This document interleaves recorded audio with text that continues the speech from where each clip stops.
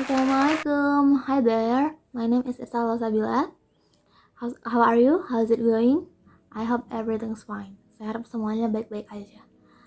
So today we will discuss about recontext. But before that, you need to know what is recontext. Apa sih itu recontext? Recontext is a text that based on your own experience. Jadi recontext adalah teks yang ditulis berdasarkan pengalaman pribadi. It can be your holiday, or your last year in school, or a trip with your friends, something like that. And the point is your experience, not others.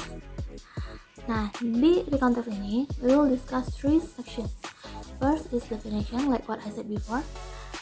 Second is generic structure, and the last is language features. Now, after the definition, we will move to generic structure. So, if you want to write recontext, you need to know 3 parts. 3 bagian yang harus kamu tuliskan ketika ingin membuat recontext. First is orientation. What is orientation? Orientation is a perkenalan, dimana kamu memperkenalkan tempat, latar, waktunya, tokohnya, suasananya, seperti itu. Jadi awal kayak perkenalan. Nah, setelah itu pindah ke yang kedua, event. Di event itu kamu bisa menuliskan runtutan kejadian-kejadian yang terjadi, seperti itu. Apa-apa saja yang kejadian apa-apa saja yang terjadi, seperti itu. And the last is reorientation.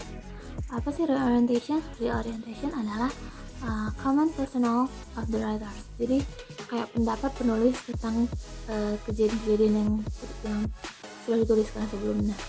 For example, like I'm very happy, or I'm very tired, something like that.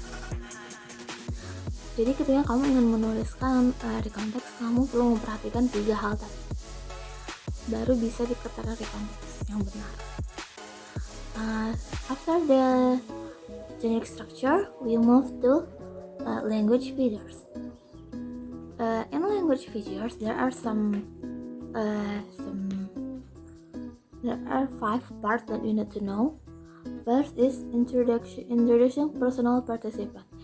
Memperkenalkan orang-orangnya atau tokoh-tokohnya di situ. It can be me, my family, my friends, my fathers, or something like that. Biasanya itu kayak me and my family, or me and my friends, something like that. Second, using chronological events. For example, first, then, after that, finally, seperti itu. Next is use linking verbs. Karena ini recontext, di mana pengalaman kita yang sudah lewat, sudah terjadi, sudah lampau. That's why we use was and were. Next is action verbs. Of course, we use action verbs like go, run. And the last is simple past tense, like what I said before. Because it is the recontext, kejadiannya sudah lewat, sudah terjadi, makanya kita menggunakan past tense, menggunakan verb kedua. Seperti itu. Oke, di sini sudah ada contoh dari recontext. This is the example of recontext. Di sini kita bisa lihat judulnya Late to School. This is the title. Judulnya adalah Late to School, terlambat ke sekolah. Nah, untuk paragraf pertama, di sini kita bisa lihat for the first paragraph. Last week was the first day I came late to school. I had never came late to school before. Jadi di sini sudah jelas gitu ya, memperkenalkan waktu. Last week, minggu lalu saya terlambat ke sekolah. Memperkenalkan latar suasana bahwa dia sedang terlambat. Memperkenalkan tokoh gitu, jadi saya, dia pakai saya, I. Nah, maka sudah jelas bahwa di sini adalah bagian ini adalah orientation.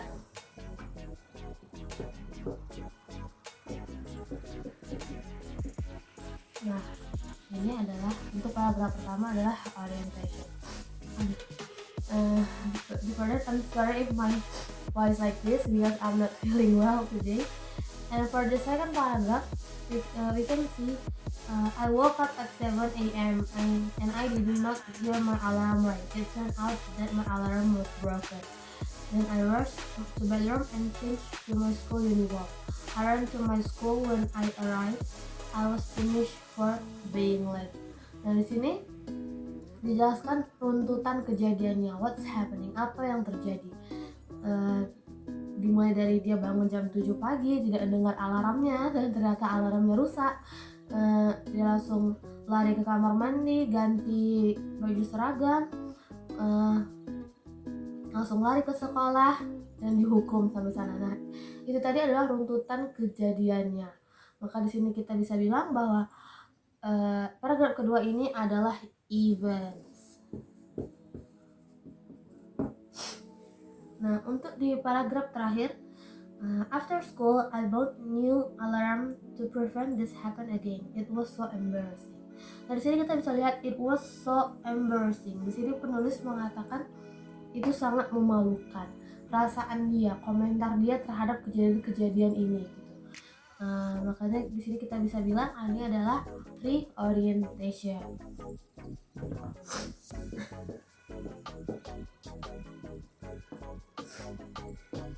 Nah, inilah dia contoh daripada recontext. Ada judul, ada orientation, ada events, dan terakhirnya ada reorientation. Oke, di sini sudah ada beberapa pertanyaan yang relate dengan teks recontext yang tadi.